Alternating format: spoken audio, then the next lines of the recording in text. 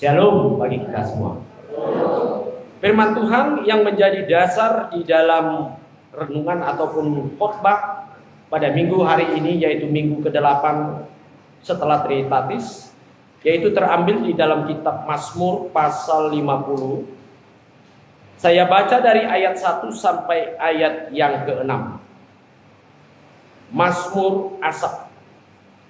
Yang Maha Kuasa Tuhan Allah berfirman dan memanggil bumi, dan terbitnya matahari sampai kepada terbenamnya. Dari Sion puncak keindahan Allah tampil bersinar. Allah kita datang dan tidak akan berdiam diri. Di hadapannya api menjilat, sekelilingnya bertiup badai yang dahsyat. Ia berseru kepada langit di atas dan kepada bumi untuk mengadili umatnya. Bawalah kemari orang-orang yang kukasihi, yang mengikat perjanjian dengan aku berdasarkan korban sembelihan. Langit memberitakan keadilannya, sebab Allah sendirilah hakim. Demikian firman Tuhan. Saudara-saudara kekasih di dalam Yesus Kristus, kalau kita ikuti dari Mazmur Asaf ini, dari segi judul kita dapat baca sebenarnya dikatakan yaitu ibadah yang sejati. Nah, di dalam judul ataupun topik yang dihantarkan di dalam Mazmur 50 ini lebih banyak dikatakan atau dipaparkan bagaimana hubungan perbuatan kuasa Allah melalui daripada fenomena-fenomena alam di tengah-tengah bumi atau ciptaan Tuhan.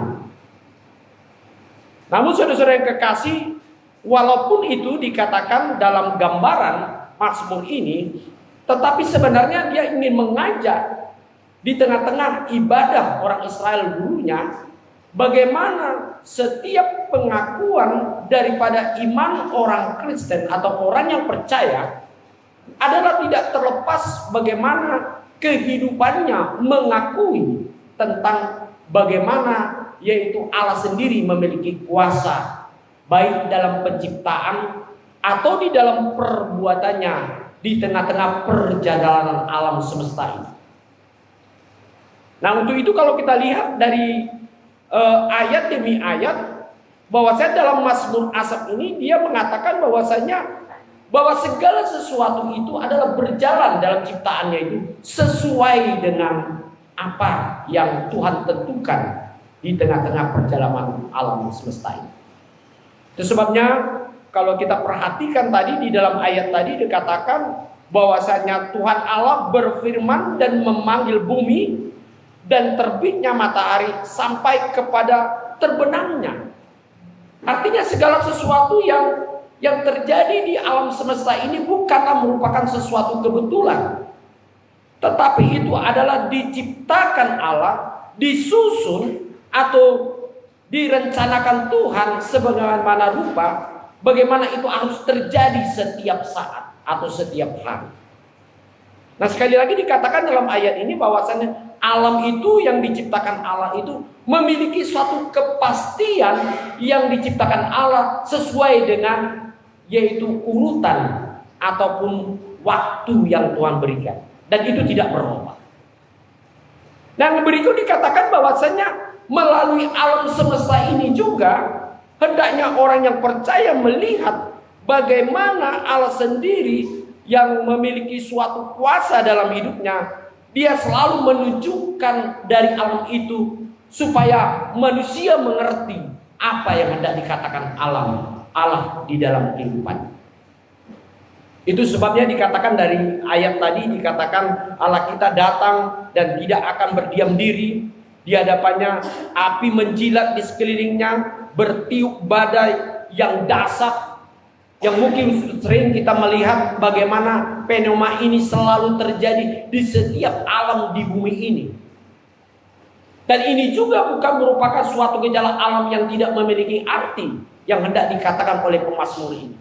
Tetapi dia hendak mengatakan kepada semua orang bahwasanya api atau hembusan badan yang sering terjadi di tengah-tengah bumi ini memiliki suatu pesan dan kesan di tengah-tengah kehidupan kita yang dapat kita aplikasikan dalam hidup kita. Ada yang Tuhan hendak katakan di tengah-tengah kehidupan kita.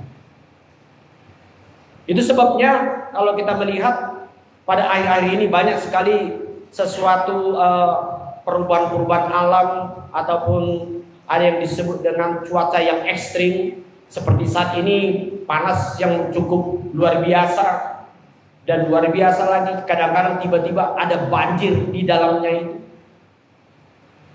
Mungkin kalau kita melihat itu biasa itu di dalam alam atau hukum alam pada saat ini.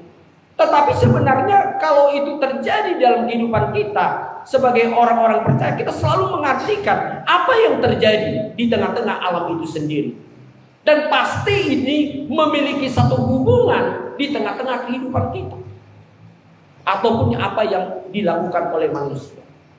Itu sebabnya di beberapa ayat ataupun pasal-pasal lain banyak sekali di dalam pemasuk selalu memuji bagaimana luar biasanya alam itu diberikan Allah kepada manusia untuk menjadi suatu kebutuhan manusia, untuk menjadi cara Allah untuk memberikan kebutuhan di dalam hidupnya. Tetapi saudara-saudara kekasih, di tengah-tengah alam itu sendiri bisa saja terjadi sesuatu gejolak di tengah-tengah kehidupan manusia. Ketika manusia itu sendiri tidak melihat atau dengar-dengaran atau peka kita apa yang terjadi kepada alam itu. Mungkin ini bisa saja menjadi suatu ancaman ataupun serangan di dalam kehidupan manusia. Nah, inilah yang kita lihat di dalam ayat-ayat ini, dikatakan bagaimana alam itu sendiri digambarkan bagaimana cara Allah untuk mengatakan maksud isi hati Allah kepada manusia, supaya manusia mengerti apa yang harus dia lakukan, apa yang harus dia pertanggungjawabkan di dalam kehidupannya. Nah, dengan kata lain saudara-saudara yang lengkap di dalam hal ini, kalau di dalam topik minggu kita hari ini, Allah adalah hakim. Kalau kita lihat dikatakan Allah adalah hakim, karena predikat ini menunjukkan bahwasanya Allah yang menentukan. Dalam arti Allah yang memutuskan segala sesuatu apa yang terjadi di tengah-tengah kehidupan manusia. Dan dia melihat bagaimana perilaku manusia itu sendiri sebenarnya, apa yang dia lakukan di tengah-tengah kehidupannya. Sehingga apa yang terjadi saudara-saudara di dalam keberimanan kita kepada Tuhan, kalau dikatakan Allah itu adalah hakim, tentu kita akan kembali bahwa dia akan menghakimi segala sesuatu apa yang dilakukan oleh manusia.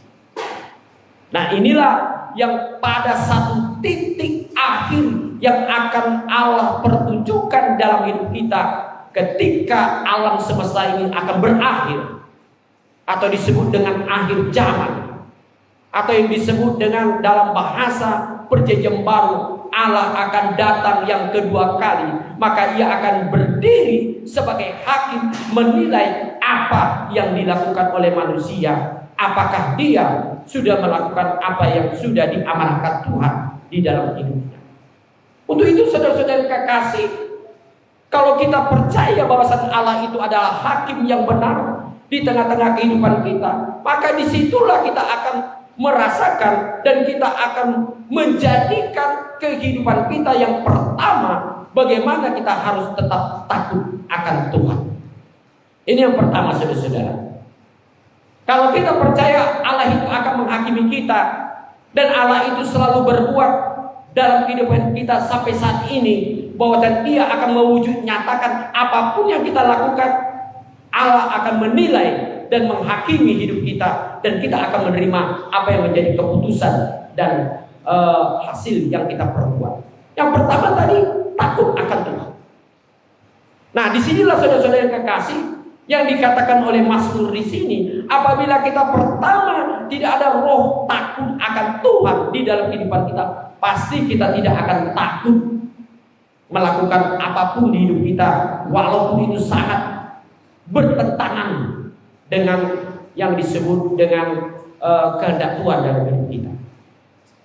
Saya terbayang saudara-saudara kekasih, di dalam satu berita media yang terakhir ini, kita mungkin mengetahui tentang tragedi lah dikatakan, tentang kematian dari Yosua Huta Barat ini ya, yaitu seorang brigadir polisi yang berita terakhir ini sudah mulai tercuat bagaimana orang yang terlibat dalam rencana-rencana yang sangat memilukan. Tetapi salah satu yang saya kritisi di dalamnya, luar biasa kadang-kadang manusia menyusun sesuatu rencananya oleh karena kuasa, atau oleh karena kepandaiannya, atau oleh karena sesuatu yang dia miliki, seolah-olah itu bisa menutupi apa yang dia lakukan. Ternyata saudara-saudara yang kekasih, sepandai-pandai tupai melompat, atau dikatakan sepandai-pandai manusia yang melakukan sesuatu hal, kita yakin dan percaya keadilan Tuhan, penghakiman Tuhan itu adalah luar biasa. Tidak pernah itu, yaitu segala sesuatu yang dilakukan manusia, usaha manusia adalah lebih besar dengan kuasa Allah di tengah-tengah hidup manusia. Ini harus satu keyakinan kita, kepercayaan kita kepada Tuhan. Sehingga kadang-kadang ada orang mengatakan, apalah arti seorang kecil, apalah kekuatan kita menghadapi orang besar. Dalam sepanjang sejarah saudara-saudara kekasih, dan dalam Alkitab dan dalam firman Tuhan ini, kalau kita tetap percaya dan takut akan Tuhan, ataupun apapun yang kita lakukan, bahwasanya bukan kuasa manusia itu yang akan mencuatkan, membukakan kebenaran di tengah-tengah kehidupan yang terjadi di alam semesta atau di dunia ini, tetapi Allah sendiri. Itu sebabnya Allah itu adalah hakim yang terbaik. Bukan saja dia menghakimi pada akhir zaman, bukan saja dia kita lihat sebagai suatu klimaks di tengah-tengah perjalanan hidup kita. Saat ini juga Tuhan dapat berbuat sebagai hakim di tengah-tengah kehidupan manusia. Dan itu harus kita percaya, sudah kekasih. Takut akan Tuhan itu merupakan salah satu bagian yang terbesar dalam hidup kita untuk melihat kebenaran Allah dan hidup. Inilah yang dikatakan Mazmur ini. Dia percaya kalau alam itu berjalan dengan teraturnya pagi, siang, Senin, Selasa, atau dikatakan panas, malam ataupun dingin, musim yang terjadi, itu bukan secara kebetulan, tapi Tuhan ciptakan itu merupakan suatu kepastian harus terjadi. Nah, dalam hal ini juga saudara-saudara, dalam kehidupan kita percaya segalanya itu pasti terjadi dalam hidup kita, apapun yang dilakukan oleh manusia, termasuk pada akhir zaman manusia itu sendiri. Jadi saudara-saudara kekasih, renungan yang saya katakan ini dikatakan memang manusia karena sudah tidak takut kepada Tuhan, akhirnya bagaimana dia mencari bagaimana caranya sendiri.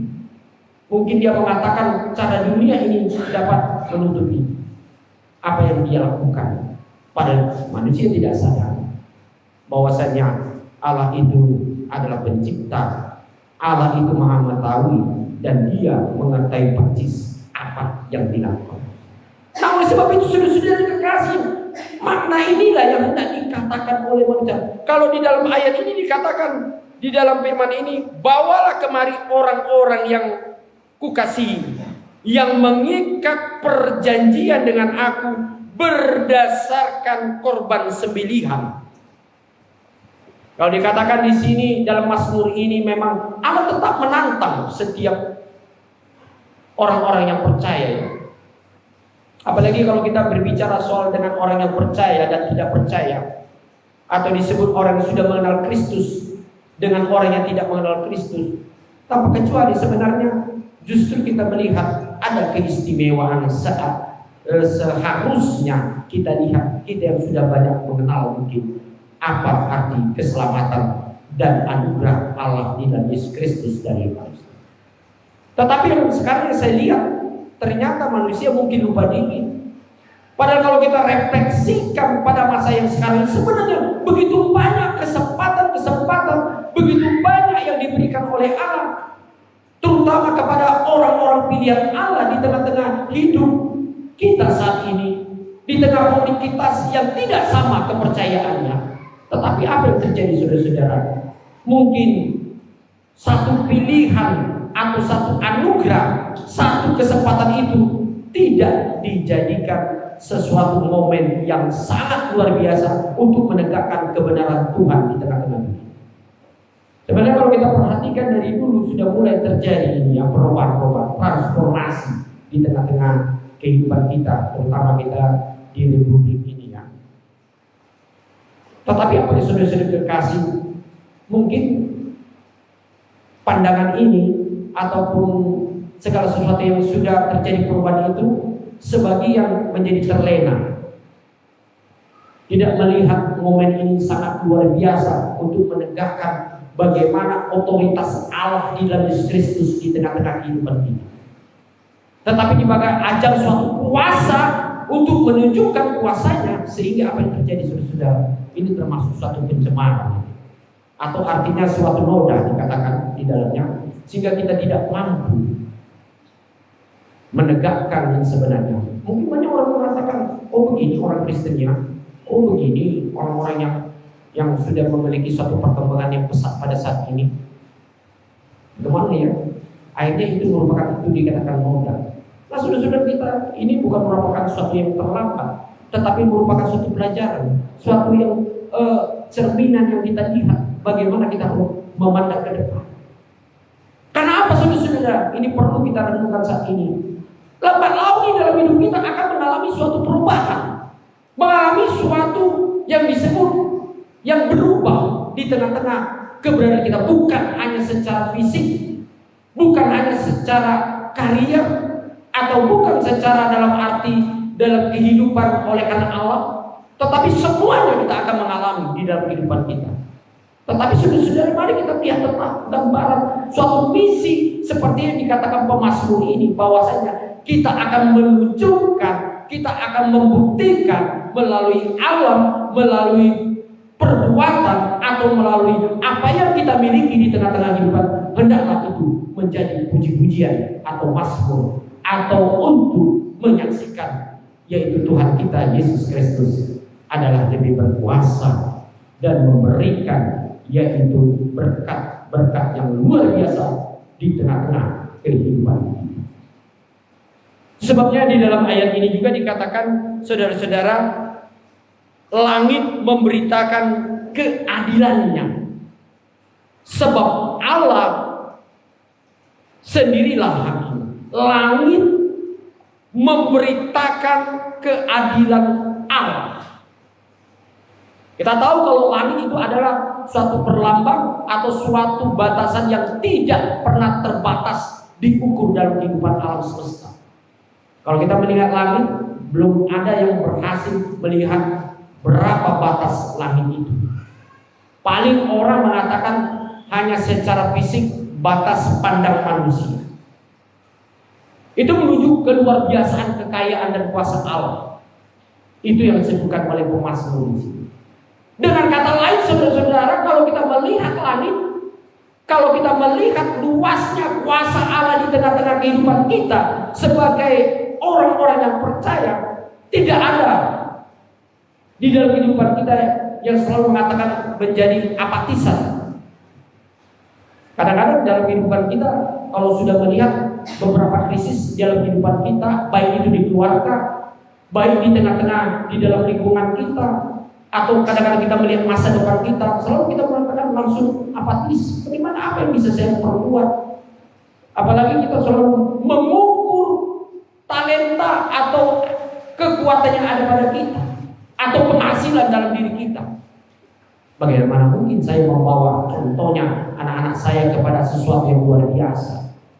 Bagaimana mungkin saya bisa merubah status keluarga saya ini semakin lebih baik dan memiliki suatu kelengkapan, memiliki sesuatu yang mapan di tengah-tengah kehidupan. Sementara krisis-krisis yang ada terjadi dalam hidup pribadi dan kehidupan kita secara komunitas, mungkin kita mengatakan sangat meragukan bagaimana kebenaran kuasa Allah yang dapat mampu merubah kehidupan kita semakin demi makin. Tetapi dalam Mazmur ini dikatakan langit itu menceritakan kuasa Allah.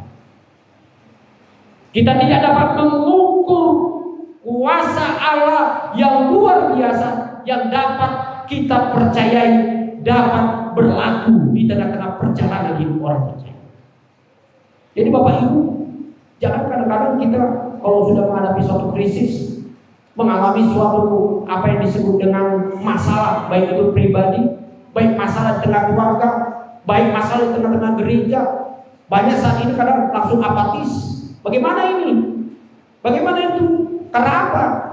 Situasi belum bisa berubah. Pengaruh-pengaruh efek dari masalah yang di tengah-tengah perjalanan hidup kami masih belum dapat membalas apa yang harus saya lakukan untuk memperbaiki kehidupan saya. Mungkin itu bisa terjadi dalam ungkapan kita Bapak Ibu. Tetapi di dalam Tuhan, di dalam iman kepada Tuhan seperti kata pemazmur, langit itu, mengapa dia mengarahkan kepada langit? Karena kita tahu langit itu tanpa batas, dan itu akan menceritakan kuasa kebaikan Allah di dalam kehidupan kita, saudara-saudari kekasih.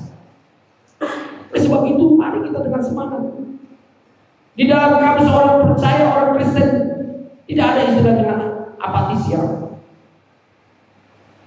Jangan kita mengatakan bahwasanya ya Allah itu hanya berpihak kepada yang disebut dengan orang-orang yang berpengetahuan, atau orang-orang yang pemodal, atau orang-orang yang dikatakan yang memiliki suatu kelengkapan di dalam tengah hidupnya. Belum tentu, saudara-saudara. Bahkan dalam ayat firman Tuhan mengatakan bahwa banyak hal dari hal yang terkecil, dari sesuatu yang sangat sederhana, Allah menjadikan sesuatu yang luar biasa di tengah-tengah kehidupan kita. Dan mungkin di dalam pengalaman hidup kita masing-masing, pasti kita bisa menyaksikan yaitu tentang iman kita, bagaimana Allah menyertai kita dulunya. Ketika kita belum memiliki seperti pada saat ini, atau mungkin dalam perjalanan hidup kita, mungkin banyak hal yang kita mulai di luar suatu pemikiran ataupun kekuatan ataupun apa yang sudah kita rencanakan dalam hidup. Nah, inilah saudara-saudara yang hendak dikatakan pemazmur. Mari kita melihat langit. Tetapi kalau kita hanya melihat seperti dengan masalah kita itu sendiri, pasti kita tidak akan terbangun dalam hidup. Kita tidak bisa merubah situasi. Kita tidak bisa merubah apa yang terjadi di tengah-tengah keluarga kita, di tengah-tengah gereja kita, di tengah-tengah suatu kemasyarakatan kita, di tengah-tengah kehidupan kita. Bahkan kita mungkin menjadi apatis. Bagaimana saya bisa merubah? Mungkin di dalam sikap atau harapan kita kepada anak-anak kita. Tetapi satu hal yang dikatakan optimis, percaya sepenuhnya kepada Tuhan adalah satu-satunya jalan bagi kita untuk melihat kekayaan dan keluarbiasaan di luar kuasa manusia akan terjadi di tengah-tengah kehidupan kita. Asal kita percaya, saudara.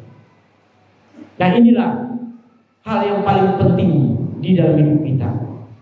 Dan dalam hal ini Allah sebagai hakim bukan saja dia menunggu dalam arti untuk menghakimi hidup manusia, tetapi dikatakan Allah sebagai hakim dalam ini adalah hakim yang baik dalam hidup kita. Dan dia akan bertindak dan memberikan suatu keputusan di tengah-tengah kesungguhan hidup kita untuk melakukan dan percaya apa yang dikatakan oleh Tuhan dalam hidup. Dialah hakim. Biasanya hakim hanya menerima kenyataan. Dia hanya menerima apa yang dilakukan manusia. Tetapi hakim kita Yesus Kristus tidak demikian. Sebelum dia membuat satu keputusan, ketika manusia ada perubahan, ketika manusia itu punya satu semangat, ketika kehidupan kita sungguh-sungguh percaya, walaupun dengan di tengah-tengah banyak kelemahan kita, tetapi Allah memutuskan di dalam diri kita untuk dapat dimampukan oleh Tuhan melakukan yang terbaik dalam hidup kita ketika kita percaya sungguh-sungguh kuasa Allah adalah kekal di dalam kehidupan. Nah, saudara-saudara, sejauh mana kita sungguh-sungguh mempercayai, mengakui bagaimana Allah memiliki satu keputusan yang sangat baik di tengah-tengah kehidupan kita. Bagaimana kita sungguh-sungguh mempercayai Allah itu memiliki suatu keadilan yang sungguh-sungguh akan Dia nyatakan di dalam kehidupan kita sebagai anak-anak Tuhan yang melakukan sesuatu sesuai dengan iman kita kepada Tuhan. Allah tidak hanya dikatakan menuntut dalam hidup kita supaya kita dengan kekuatan kita melakukan sesuai kebenaran apa yang kekuatan kita, tetapi satu hal di dalam berita kesukaan yang diberitakan di dalam Yesus Kristus sebagai mazmur kita, bagaimana iman kita yang mempercayai anugerah Allah di dalam hidup kita, itulah yang mendorong motivasi kita dan mendorong hidup kita untuk mampu merubah diri. Sehingga apa, saudara-saudara kekasih, di dalam firman ini mengatakan, itulah ibadahmu yang sejati. Ibadahmu yang sejati bukan oleh karena banyaknya, kuatnya kamu memberikan segala sesuatu dalam hidupmu hanya untuk menunjukkan bahwasanya kekuatan kita supaya dipandang oleh orang banyak.